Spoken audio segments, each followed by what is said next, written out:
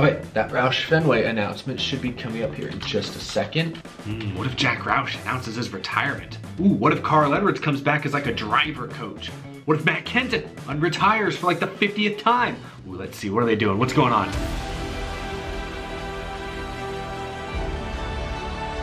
Chrome?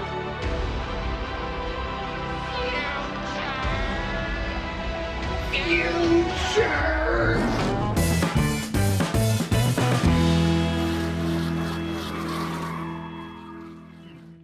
That intro is for you, RFK Racing. I know y'all appreciate a good meme. How's it going, y'all? My name is Eric. Welcome to Out of the Groove. Lots of news to get to today. Roush Fenway makes a major announcement. 2311 Racing makes some major personnel moves and may have finally landed that second charter. But before we get to all of that and much, much more, this episode is sponsored by Fission. Fission sent me a bunch of their unique flavors to try out for myself. ET, Nocturnal, the Blue Magic flavor, some of my favorites. And I've seen some of you guys in the comments recently share some of your favorite flavors as well. Fission features no sugar and 0 calories. It's the world's first ever customizable energy drink. To enjoy Fission, simply fill the bottle with water, select your favorite flavor and screw it into the top, then use the special flavor dial to customize exactly how much flavor you want. Fans of the show can get 10% off their Fission order by heading to drinkfission.com/EricEstep or by clicking that top link down below. Be sure to check them out and let me know which flavor is your favorite. Thank you to Fission for sponsoring Out of the Groove. We've got lots of NASCAR news stories to react to here today. Let's begin with some easy ones. Yesterday it was reported that Riley Herbst will return to the 98 car in the Xfinity Series next year with Monster Energy as primary sponsor. Not a huge surprise, but some had been speculating recently, with Rick Ware Racing aligning with Stewart Haas next year in the Cup Series. Rick Ware hadn't sold any of their charters, so there was some speculation that Herbst could make some starts or run full-time for Rick Ware next year. I don't think that was ever actually going to happen. Xfinity is the place for Riley Herbst. He's coming off a less than impressive season last year in the 98 car. He had an average finish of 17.1. Not going to dwell on it. We all know Riley Herbst needs to do better. I'm sure he knows he needs to do better. The expectations are high if you're in a Stewart Haas Xfinity car. Keep in mind that Riley Herbst is only 22 years old. He'll be 23 by the time next season starts, but he's still young. He still has room to grow. He still has some potential, but next season he needs to win a race. Preferably a non-super speedway race. He was winless in a JGR car. He was winless this year in an SHR car. If he goes winless for a third straight season in top tier equipment, no one's going to take him seriously. But that was the news yesterday. Herbst will be back with SHR in the Xfinity Series next season. Tomorrow and Thursday, the NASCAR Cup Series will test the next gen car at the Charlotte Oval, the 1.5 mile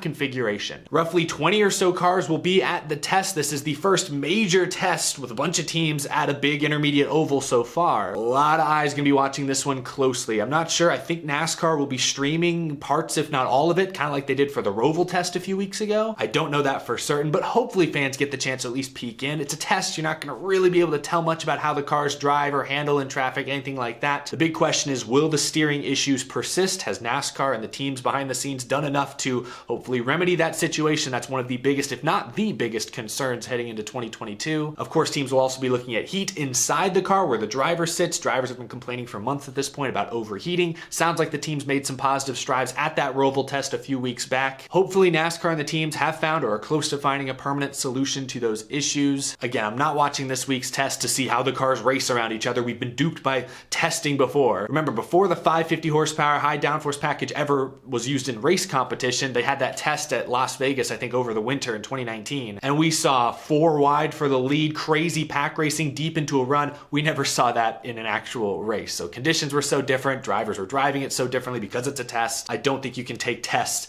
too seriously in that respect, but I'm just watching for those steering and heating issues primarily. Next up, 2311 Racing has reportedly purchased a charter from StarCom. It was first reported Sunday by Jenna Fryer that David Wilson from Toyota had said that, oh yes, 2311 has purchased a second charter, and then Fryer reported that she'd heard it was not one of Rick Ware Racing's charters. We know it's not Front Row's charter. That deal ended at the last second. So where are they getting this charter from? Well, it was reported yesterday, I saw this from Adam Stern, that they're getting StarCom's charter. StarCom announced right at the end of the season that they will not be returning next season. The 00 team is no more. Adam Stern from Sports Business Journal then tweeted this interesting detail out. StarCom's charter finished in the bottom 3 of the charter owners' points this year for the second straight year, and NASCAR warned the team that if it did so again in 2022, it may repossess the charter. That liability hastened at StarCom's decision to sell. This is something that doesn't get talked about enough, but there is a provision in the charter system that says if a team, as Stern notes there, finishes in the bottom 3 in charter owners points for 3 years in a row, NASCAR has the right to repossess the charter. So StarCom, knowing that next year, assuming they brought Quinn Houff back, we're probably not going to break out of that threshold. They're going to lose their charter for free, might as well sell it, make some cash, sell it to 2311 in this case. That makes me wonder then if 2311 Racing was forced to pay that reported $12 million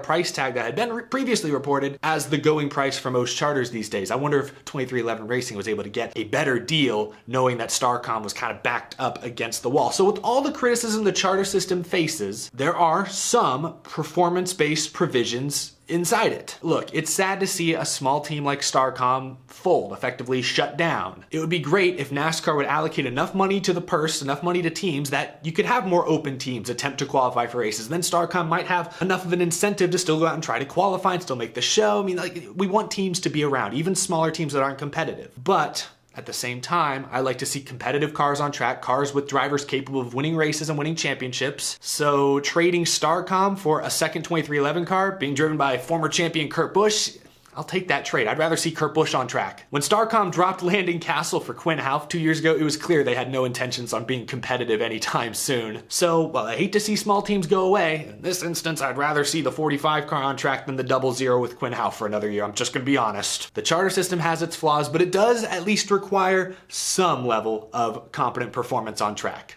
Now, 2311 Racing is also making some major personnel moves. This week, they announced that Billy Scott will be Kurt Busch's crew chief next season. Remember a few weeks back, Denny Hamlin said that Kurt Busch's crew chief would be someone that he had already been familiar with? Well, that is indeed the case. Billy Scott was Kurt Busch's crew chief at Stewart-Haas Racing back in 2018. They won a race together that year, finished 7th in the season end points. I was looking up their stats. They won 5 poles that year. My goodness. I think it's a decent move. At least Kurt Busch will have some familiarity around him when he starts with a brand new team and a brand new manufacturer next year. That was not the only major personnel move announced this week. Also announced Dave Rogers will be the team's new performance director. Dave Rogers, you'll recognize the name. He's crew chiefed in the Cup Series before for Joe Gibbs Racing, but last season he won the Xfinity Championship with Daniel Hemrick as his crew chief. 2311 Racing is really loading up here for year 2. I think you gotta respect that and at least be somewhat optimistic and excited about it. Booty Barker was confirmed will remain Bubba Wallace's full-time crew chief next year. Remember, he showed up the final, 10 races of the season, I believe. He took over for Mike Wheeler and became Bubba's crew chief. They won Talladega together. So you got the Killer Bees, Booty, Bubba, Billy, and Busch.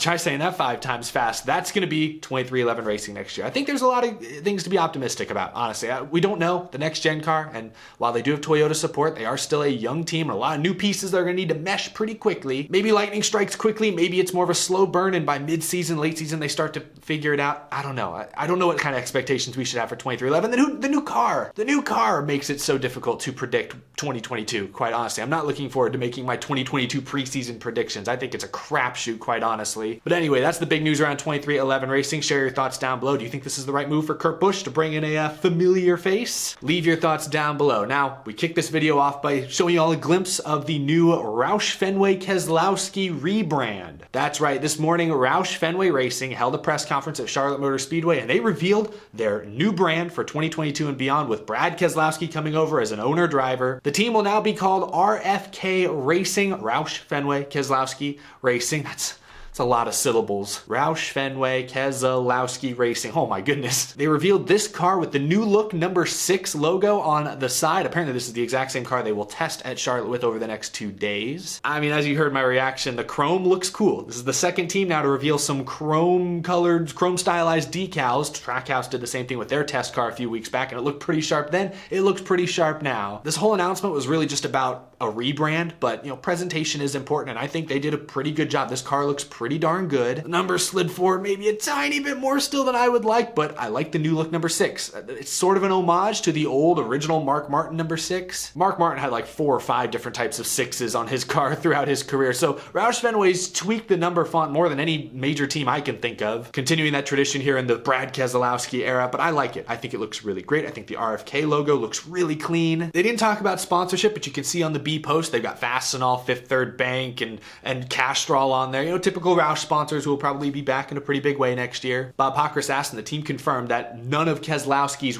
Penske sponsors will be following him over. So what you see right now is what you got for the time being. This is exciting. You know, I'm a big Roush Fenway Keselowski fan. I was a fan since they were Roush racing. Obviously as a longtime Matt Kenseth fan. I'm excited about this new era. Brad Keselowski is 37 years old. He'll be 38 early next year. So he's still got at least a few years left of like the prime of his driving career. Plus, when I think of all the drivers in the Cup Series garage, Brad Keselowski has always jumped off the page as being the most team owner-ish. I mean, obviously he used to own a Truck Series team while he was winning and contending for championships in the NASCAR Cup Series as a driver. He also owns a manufacturing company, so as great of a race car driver as Brad Keselowski is, he's also got a business side to him. It's a risky move because Team Penske is a championship contending organization. Roush Fenway, Roush does not look like a championship team in almost 10 years, but with the next gen car being kind of the great equalizer in many ways, this is the time to do it. If Brad Keselowski wants to have a major presence in the sport going forward, he wants to own a race team, he wants to have that kind of say and control over a team's competition, this is the time to do it. The next gen era is going to look very different than the Gen 6 era. The NASCAR we've known for years, specifically the way things operate behind the scenes, the way cars are built, the way everything's produced,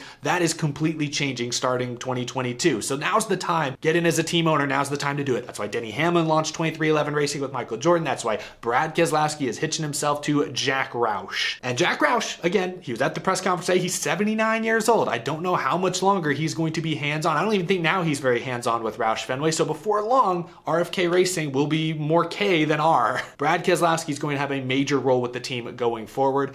Next year as a driver, it'll be really interesting to see if he can bring that team back to, playoff contention. I give him a very good shot of doing so because he's brought some pretty talented people over with him. Matt McCall, it was announced this week, confirmed, will be his crew chief next year. He's coming over from Chip Ganassi Racing, where he worked with Kurt Busch the last few years. Meanwhile, Chris Buescher in the 17 will work with Scott Graves. The two of them together won the 2015 Xfinity Series Championship. Scott Graves has been Ryan Newman's crew chief the last couple of years, but at the very end of 2021, the last few races, he moved over to Chris Buescher to kind of get ready for this new year. I think that combination next to the Keselowski-McCall combination could be strong next season. I'm not going to say dangerous. I'm not picking either Roush Fenway team to win a championship next year, so that's one difference. If Keselowski was still with Roush, I think he would get championship votes before the season started, but I think playoffs is a very reasonable goal to set. This is exciting. If you're a Ford fan, if you're a Roush fan, a longtime Roush fan, if you're a longtime Keselowski fan, honestly, I understand the nervousness. It's new, it's different. On the paper, it looks like an equipment downgrade, but bigger picture, I think this is huge for Brad Keselowski and huge for Roush fan, RFK, Roush. This is huge for the whole team. What are we going to call him? Are people going to say RFK the whole time, or are we just going to call him Roush like we kind of do now? Like, sorry, Fenway, but it's a Roush. No idea. The car looks good, though. Leave your thoughts down in the comment section below. That's all I've got for this episode. Thank you to Work Pro Tools for sponsoring all the news today. Really appreciate all the tremendous support this show has gotten from sponsors this year. As always, a huge thank you to my amazing Patreon supporters as well. I absolutely could not do this show without your fantastic support every single month. I greatly, greatly appreciate it. Lots more to talk about this week. Thank you so much for watching, folks. I will see you in the next video. Have a good one, y'all.